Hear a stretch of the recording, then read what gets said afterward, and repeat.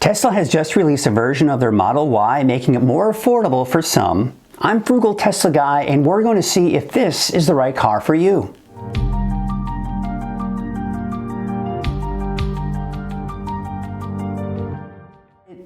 The long-awaited rear-wheel drive Tesla Model Y has finally been released. However, it's not the long range many were waiting for, but rather a standard range coming in with a base price of $41,990. Now that price may still be out of range for some, but as the price continues to drop, more and more people will be able to join the EV family, and in particular, the Tesla family. Now many were thinking the long-range rear-wheel drive would be released next, and the standard range would actually be scrapped, especially when Elon Musk said in July of 2020 that anything under 250 miles is unacceptably low. Now apparently he changed his mind, and no one knows exactly why at this point, but in my opinion, it could be either the current state of the economy or keeping things in line with the current offerings in the Model 3 line. Standard Range Plus, Long Range All-Wheel Drive, and a Long Range All-Wheel Drive Performance. Or it may be to try and stay competitive with some of the competing crossover EVs being released soon. No matter what the reason, the Standard Range rear-wheel drive Model Y is here. And for those that have had their eyes on the standard range since the announcement, there's a very good chance they've already ordered theirs.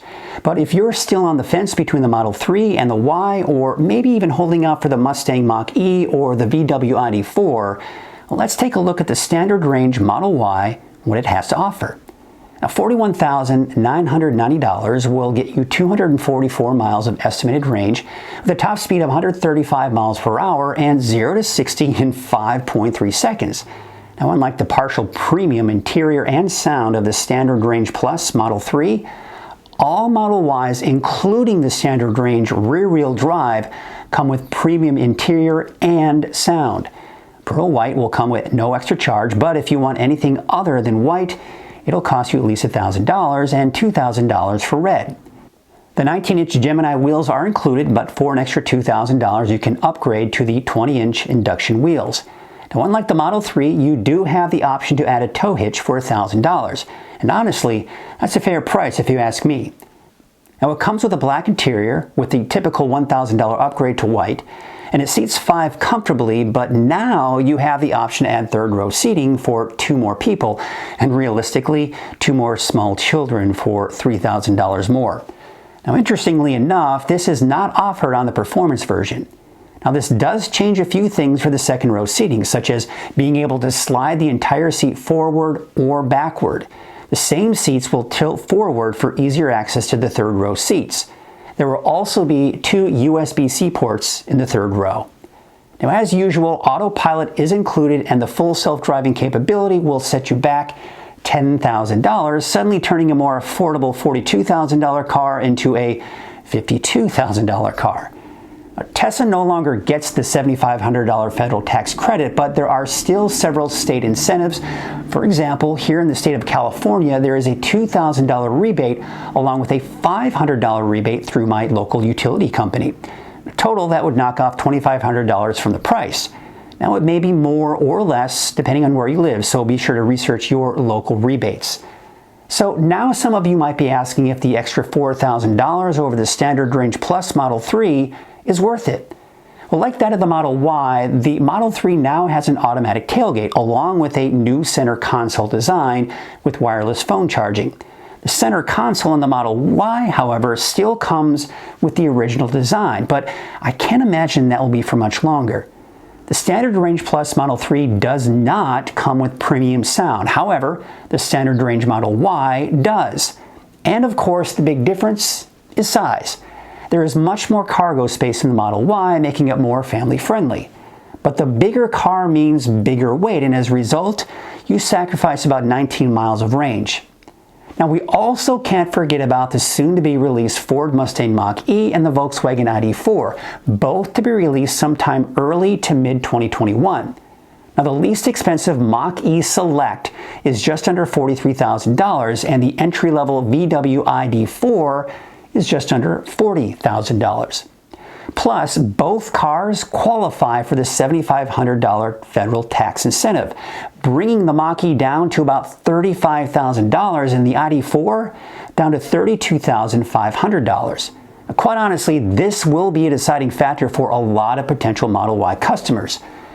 $32,500 or $42,000. That's almost a $10,000 difference.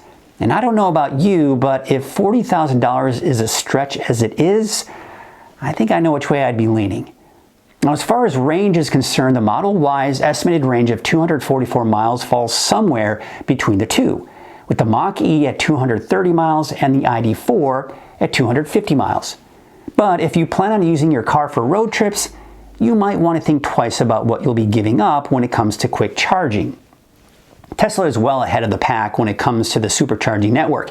And even though Electrify America, for example, and other networks are gaining traction, they still have issues. In fact, I recommend watching YouTube's The Fast Lane Car, putting the Mach-E up against a Model Y, which has a prime example of just how unreliable the fast charging network is outside of Tesla. I'll be sure to put a link to that video in the description below. Now, with that said, I do have high hopes for the Mach-E and the ID4 and can't wait to get my hands on either one of them if the opportunity ever arises.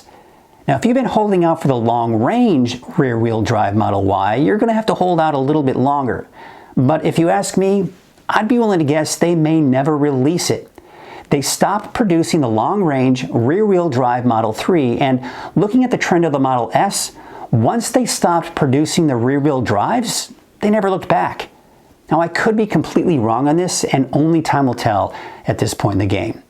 Anyway, you look at it, this is big news for Tesla, and now that they have released a Model Y that is just north of $40,000, this will without a doubt increase the sales of the Model Y significantly. Now, for me personally, even though I would prefer a Model Y long-range all-wheel drive over my current Model 3, I don't plan on getting a Model Y anytime soon, if ever. I've got my eyes set on the Cybertruck coming late this year, or quite realistically early next year, eventually turning our household into a 2 Tesla all-electric home. So those are my overall thoughts on the latest from Tesla, and as usual, I'd love to hear your thoughts on the latest Model Y being released. And if you plan on getting one, or maybe you have your eyes set on the Mach-E or ID4. I'd love to hear your thoughts either way. Well, thank you all so much for watching, and you know the drill. Like, subscribe, and stay positively charged.